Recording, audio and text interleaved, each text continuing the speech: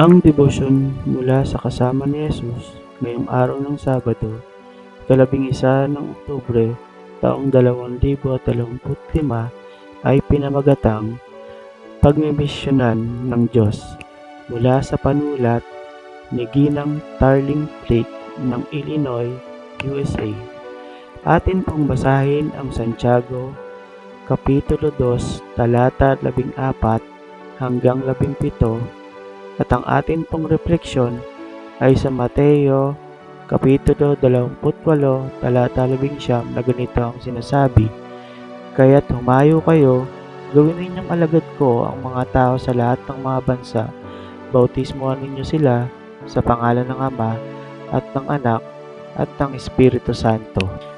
Noong may misyonerong galing ibang bansa na naging speaker sa aming church, naalala ko bigla yung mga mission trip ko noon sa Liberia. Halos 10 taon na ang nakalipas. Hanggang ngayon, nasa puso ko pa rin yung desire na makapaglingkod sa ibang bansa bilang isang misyonero tulad niya. Pero pinaalala sa akin ng aking asawa na isang pastor, may sariling mission field din tayo dito, sa school, bahay, barkada at sa komunidad. Ang talatang aking binasa mula sa Santiago ay nagturo sa akin na hindi kailangang malawak o malaki ang gawain para masabing naglilingkod ka sa Diyos. Hindi mo kailangan lumipad pa ng ibang bansa o sumama sa mission trip para lang makapaglingkod. Minsan, sapat na yung mga simple at totoo mong ginagawa araw-araw. Kaya sinisikap kong ipadama ang pag-ibig ng Diyos sa mga maliliit na bagay. Pinipili kong i-off ang cellphone ko at makipag-bonding sa mga anak ko.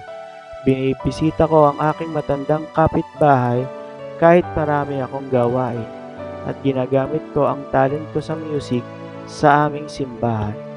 Nasa ibang bansa man ako o dito lang sa bahay, pwede pa rin akong gamitin ng Diyos para maipakita ang pagmamahal niya sa iba.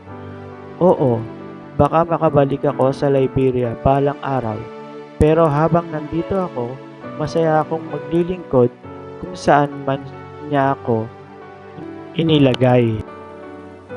Tayo po ay manalangin at isama po natin sa ating ipapanalangin, mga misyonero.